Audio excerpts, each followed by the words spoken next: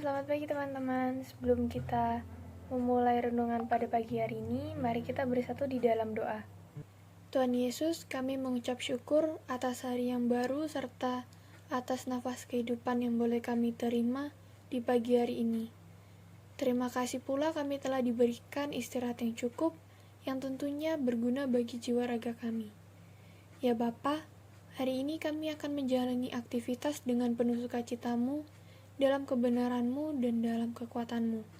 Dan kami yakin bahwa semua perkara dapat kami tanggung karena Engkau berserta kami. Dalam nama Tuhan Yesus kami telah berdoa dan mengucap syukur.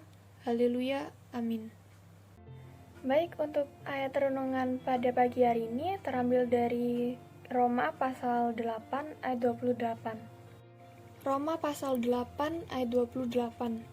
Kita tahu sekarang bahwa Allah turut bekerja dalam segala sesuatu untuk mendatangkan kebaikan bagi mereka yang mengasihi Dia, yaitu bagi mereka yang terpanggil sesuai dengan rencana Allah. Setiap hari di dalam kehidupan kita selalu ada campur tangan Tuhan di dalamnya. Apapun yang kita hadapi merupakan salah satu bagian rencana dari Tuhan. Seringkali kita bertanya-tanya kenapa selalu ada masalah di dalam hidup kita.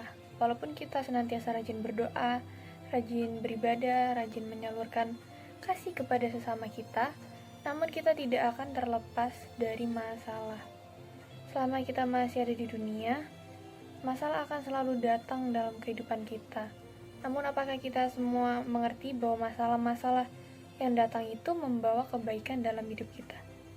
Oke, jadi di sini saya akan mengambil perumpamaan seorang tukang kue yang akan menyiapkan bahan-bahan untuk membuat sebuah kue. Bahan-bahan seperti tepung, gula, telur, garam, baking soda, mentega, minyak, dan lain-lain akan digunakan untuk membuat sebuah kue yang lezat. Bahan-bahan tersebut akan dicampur sedemikian rupa sesuai takaran yang ditentukan dari resep yang dipilih. Setelah dicampur, adonan kue tersebut akan dimasukkan ke dalam cetakan yang berbentuk lingkaran, persegi, ataupun lainnya. Adonan kue sudah siap di dalam cetakan akan dimasukkan ke dalam oven untuk dipanggang selama beberapa waktu lamanya. Waktu yang diperlukan harus spesifik agar diperoleh kematangan kue yang sempurna. Selesai dipanggang, maka kue akan siap dihias agar mempunyai tampilan yang cantik. Lalu ada beberapa bagian proses yang bisa kita pelajari sesuai dengan kehidupan kekristenan yang kita alami, yaitu proses pertama ada bahan-bahan. Masing-masing bahan-bahan kue tidak dapat kita nikmati secara terpisah. Kita tidak dapat menikmati tepung, gula, garam, atau baking soda secara terpisah. Masing-masing bahan tersebut tidak mempunyai rasa yang lezat yang dapat dinikmati.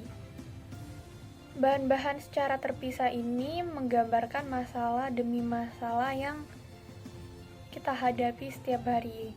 Seringkali bahkan kita tidak mengerti mengapa selalu saja ada masalah yang datang. Namun firman Tuhan mengatakan Tuhan bekerja di dalam segala sesuatu untuk mendatangkan kebaikan bagi kita yang mengasihi Dia. Lalu proses yang kedua yaitu cetakan. Adonan yang sudah siap akan dimasukkan ke dalam cetakan kue dan bentuk cetakan kue akan ditentukan oleh tukang kue. Adapun bentuk entah persegi, lingkaran, ataupun lain sebagainya akan seturut dengan keinginan tukang kue. Proses ini merupakan bagian dari rencana Tuhan untuk membentuk hidup kita seturut dengan kehendak Dia. Banyak sekali kejadian yang membuat kita akan dibentuk menjadi serupa dengan Allah, dan karakter Kristus akan terbentuk dalam kehidupan kita ketika kita memberikan hidup kita untuk dibentuk melalui masalah-masalah yang ada. Lalu proses yang ketiga yaitu panggangan.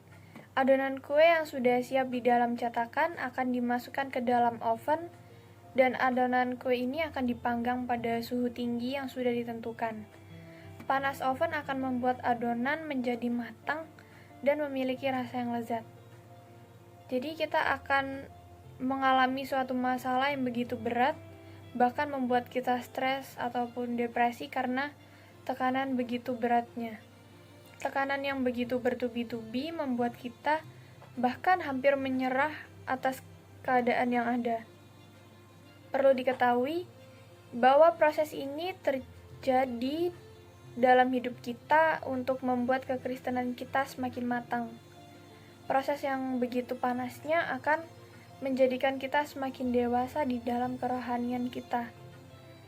Jadi jangan menyerah dengan keadaan yang begitu beratnya yang menekan hidup kita, dan tetap bertahan, tetap bersyukur, dan jangan lupa tetap berserah kepada Tuhan dan mengandalkan Tuhan juga, maka kita akan melihat kemenangan yang diberikan oleh Tuhan.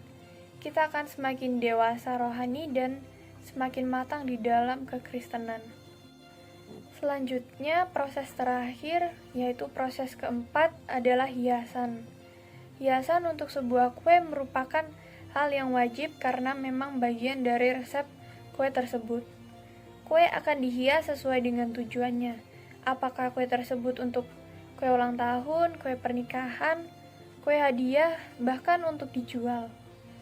Kue yang sudah dihias akan memiliki penampilan yang cantik dan indah yang membuat banyak orang akan tertarik kepada kue tersebut dan ingin menikmatinya. Proses ini merupakan proses untuk mempersiapkan kita menjadi semakin serupa dengan Kristus. Buah-buah roh seperti kasih, sukacita, damai sejahtera, kesabaran, kemurahan, kebaikan, kesetiaan, kelemah lembutan, dan penguasaan diri akan muncul melalui proses kehidupan kita.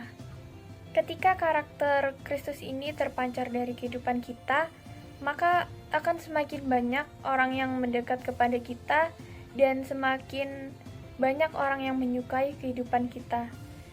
Di saat inilah kita dapat bersaksi dan menceritakan kasih Kristus kepada mereka, dan mereka akan percaya bahwa Kristus itu memang hidup. Oke, dari semua proses tadi kita dapat melihat bahwa satu bahan kue tidak dapat menggambarkan kelezatan kue yang telah jadi. Oleh karena itu, kita juga tidak dapat melihat apa yang sebenarnya terjadi di balik satu masalah yang kita sedang hadapi. Namun ketika kita sudah menjalani masalah demi masalah dalam kehidupan kita bersama Kristus, kita akan mulai melihat apa yang menjadi rencana Tuhan bagi hidup kita. Bagi yang sudah berjalan bersama Kristus dan tumbuh dalam kedewasaan rohani, akan dapat melihat bahwa 5 tahun yang lalu, 10 tahun yang lalu, 15 tahun yang lalu, atau bahkan lebih, merupakan bagian-bagian proses yang Tuhan izinkan terjadi dalam kehidupan kita untuk mendatangkan kebaikan bagi kita di masa saat ini, bahkan di masa yang akan datang. Oke, sekian untuk renungan pada pagi hari ini. Mari kita bersatu di dalam doa. Tuhan Yesus, terima kasih atas penyertaan-Mu pada pagi hari ini. Kami telah mendengarkan sebagian dari firman-Mu. Kiranya firman-Mu dapat kami terapkan dalam kehidupan kami sehari-hari. Tuhan, berkati kami dan lindungi kami yang akan melakukan aktivitas pada hari ini. Dalam nama Tuhan Yesus, kami telah berdoa dan mengucap syukur. Haleluya. Amin.